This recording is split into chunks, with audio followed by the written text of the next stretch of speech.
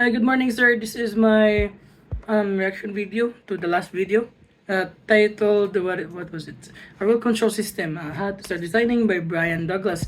So first, one of my main takeaways is that designing a control system in real life is very different from how it's usually taught in school. So instead of being given a clear model and specific method to follow, real world problems are often open-ended and uncertain, right? So the video also emphasized that there is no single correct solution.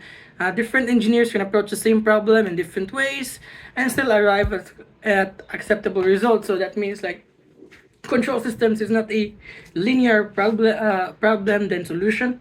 It can have multiple solutions at once, and they can all be correct and all be all right. Also, the thing is, what's important is that starting somewhere, understanding the system physically, and improving the design through an iterative process. So I also learned that before controlling a controller, it's important to understand how the system behaves, including how energy flows, what disturbances exist, like heat, or what limitations are present, like the materials we have, or the price that can also be a limit, for a company. So second, the video was very helpful in deepening my understanding of control systems.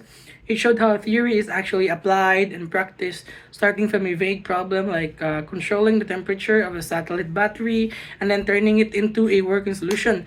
I found it especially helpful how the process moved step by step from open loop control to simple controllers like bang bang, and then to a more refined PID controller. And it also showed the importance of testing with real hardware and using system identification to create models when none are given. So this made the subject feel more realistic and easier to relate to compared to purely theoretical examples in the classroom. So lastly, as a future engineer, one important insight I gained is the value of experimentation and iteration. For example, I have this ESP32 right here. I should make projects with this, like the self-balancing robot, and then try to test things out, do trial and error. That's one way to learn. So the video showed that it's okay to start with an imperfect solution as long as you learn from it and gradually improve. It also highlighted the importance of considering real-world factors such as delays, sensor inaccuracies, changing environments, and the costs and other things. No, external fact. The company or whatever you're working for needs.